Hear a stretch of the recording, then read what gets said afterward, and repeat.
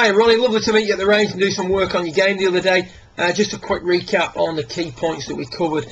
First of all, an overview of your own swing, or the starting swing. The first thing we see is that the club face goes back in what we class as a very hooded manner, so very shut to the arc of your swing.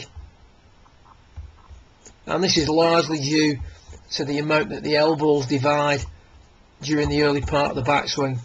So we've got a situation here where the elbows are flexing, the club face is shutting, and that as a result leads to a very bowed left wrist at the top. So a very flat left wrist at the top of the backswing. Very much along the lines of, if you will, the Graham McDowell.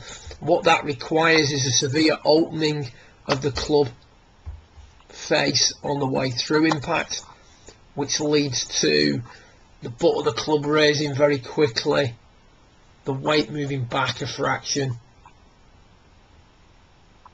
the shoulders steepening, a lot of different things going on in an attempt to just rescue the shot. And you can see there why it would be slightly chaotic. When the elbows flex, the circumference of the swing is narrowing. Then as the arms straighten, the circumference of the swing is widening, and that can lead to miss hits also. So the key points from the session were to squeeze the elbows together and load the wrists more. You can see when you do that, certainly with the elbows together, the club face now is not as hooded on the way back. The circumference of the swing now is much more consistent. And then I've got the bar there to try and shorten the arm swing. You can see when you get here now, you want to be loading the wrist more. Your tendency is to want to swing the arms more. You can see the pushing the bar away. There's not a great deal of cocking of the wrist. As the wrists load more, then the wrist would appear less hooded or less bowed at the top. This is more towards the end of your session.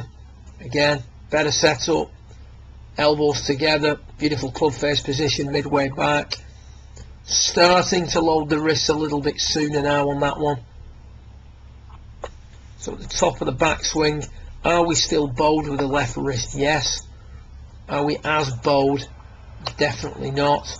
We've got a club face angle now along the lines of this. Previously we had very shut club face. We look at the position of the grip, or the hand should I say, on the club. We're a little bit less what we call palmar flexed, a little bit less bowed at the top of the backswing.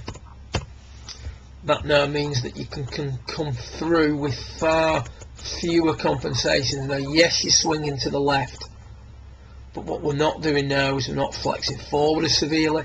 The butt of the club is not raising as severely.